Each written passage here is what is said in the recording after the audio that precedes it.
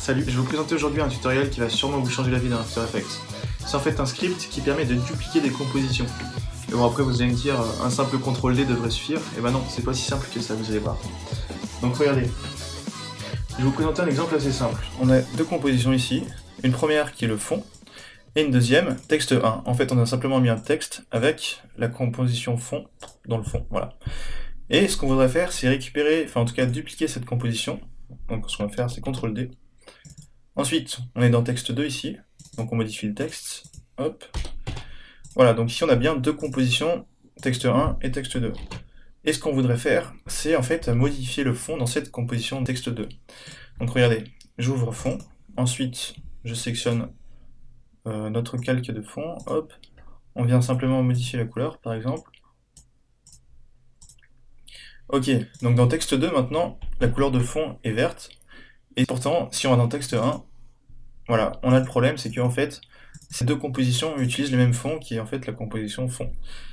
Et ce qu'on voudrait faire, nous, c'est quand on duplique en fait texte 1, ça duplique aussi fond, et ainsi qu'on puisse modifier les deux compositions indépendamment l'une de l'autre. Donc pour ça, il existe un script, on va tout de suite se rendre sur internet pour venir le télécharger. Donc ça s'appelle TrueComp Duplicator. Regardez, on prend le premier lien. Et alors là, en fait, n'ayez pas peur, on peut choisir le prix, donc pourquoi pas 0, et on fait ensuite Add to Cart. Ok, maintenant, on va ici, on a juste à suivre les étapes, en fait. Ok, donc Proceed to Checkout. Et là, en fait, pas de problème non plus, regardez, vu que c'est gratuit, on n'a aucune information de paiement à sélectionner et à rentrer.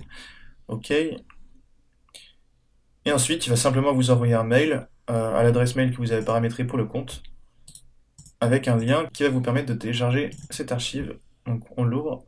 Et en fait, regardez, on a simplement ici le script qu'on va pouvoir glisser à un endroit que l'on veut. Hop. Et pour utiliser ce script, regardez, on va se rendre dans After Effects, puis fichier, script, exécuter le fichier de script. Ensuite, on va sélectionner notre fichier TrueComp Duplicator. OK. Et alors là, vous avez une fenêtre qui s'ouvre. Donc, en fait, là, on aura vraiment tous les paramètres qui concernent les éléments dupliqués. Donc par exemple, on pourrait décider que tous les nouveaux fichiers aient un préfixe new. Ensuite, un autre paramètre intéressant, c'est Group Items into Folder. Ça permet de mettre tous les éléments dupliqués dans un nouveau dossier.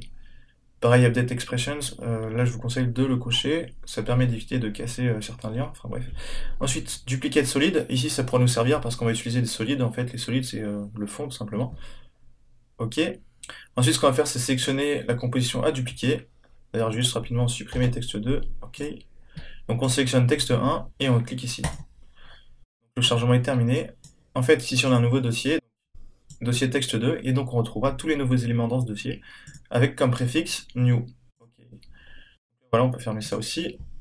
Et là, ça c'est notre fameux texte 2, en fait, notre futur texte 2, donc on peut le glisser ici.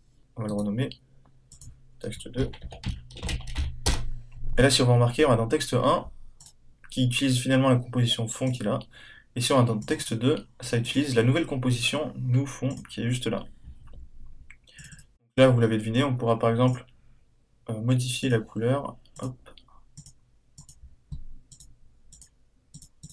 Nice. On est dans texte 2, on modifie le texte. Et voilà, on aura finalement texte 1 avec un fond vert et texte 2 avec un fond jaune. On a vraiment dupliqué et rendu indépendantes les deux compositions les unes des autres. Vous l'avez compris, lorsqu'on fait un simple CTRL-D, en fait, on ne duplique pas les compositions qui sont impliquées dans la composition qu'on voudrait dupliquer. Donc finalement, notre script, il permet de dupliquer une composition et de la rendre indépendante de l'autre. C'est-à-dire qu'il va permettre de dupliquer aussi les sous-compositions qui composent cette composition.